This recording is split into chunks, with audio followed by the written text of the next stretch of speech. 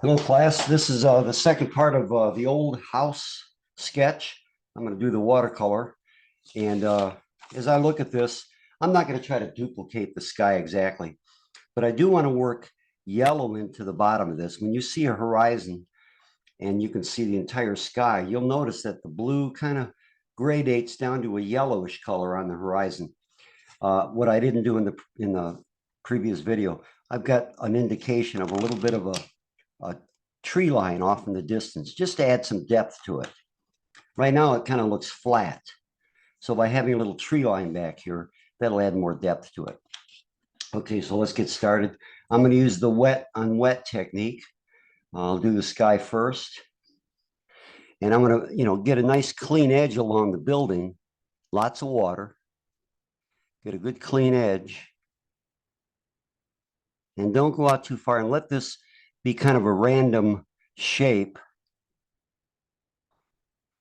so that you don't have like where it looks like a circle encircling the building.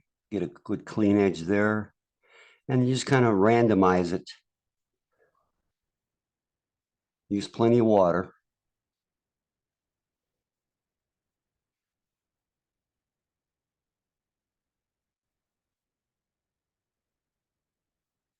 That looks pretty good right there. And let it soak into the paper just a little bit. Now I've got some dirty water, but I'm not going to worry about that. Okay, I've already got my blue mixed up. A lot of pigment in there. You know what? I need more water at the bottom because I want to gradate toward the yellow side. I want this blue and I want it to kind of gradate down into a yellowish. So I'm just going to try this and see what happens. Okay, I'm laying in my color. Don't paint, just lay it in there.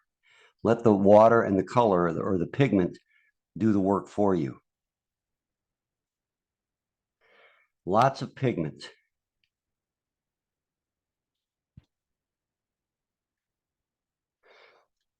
Let's go a little further here.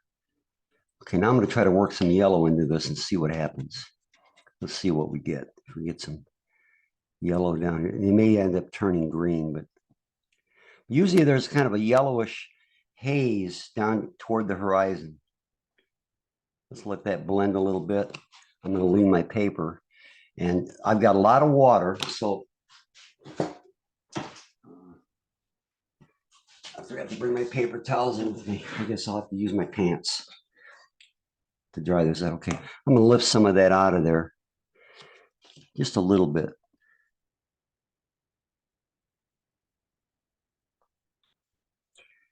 Okay, I'm going to stop. Remember, get in, get out. Don't overwork it. Now, I do want to have a crisp line here, though. Let's fix that just a little bit. Get in, get out. Okay, I think I'm pretty happy with that. I've got a little bit of yellow, although it's going to be green. It's okay. I've got the sky. And, if you allow it to do so, you'll have the effect of kind of a cloudy sky or some white clouds. I'm pretty happy with the way this blended into the yellow. Okay, the next thing I'm going to put in is usually with watercolors, you do the light colors first because you can always color it or cover it with dark pigment. So do the lightest colors first. So another light color would be the ground. Okay. And I've got kind of a grassy, let's pick out, I guess this would be kind of a golden color. And use your paper to test your palette. I like the way it looks when you get the workings of everything going on.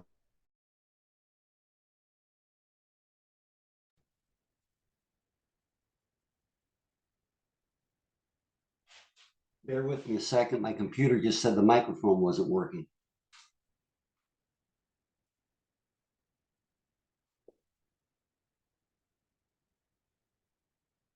Testing 1, 2, 3.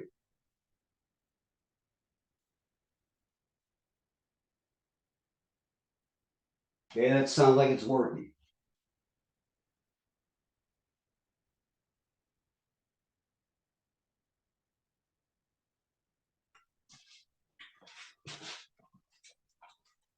If you can hear me, I'm gonna have to stop this video and do a second part because something happened to my computer where I lost my picture.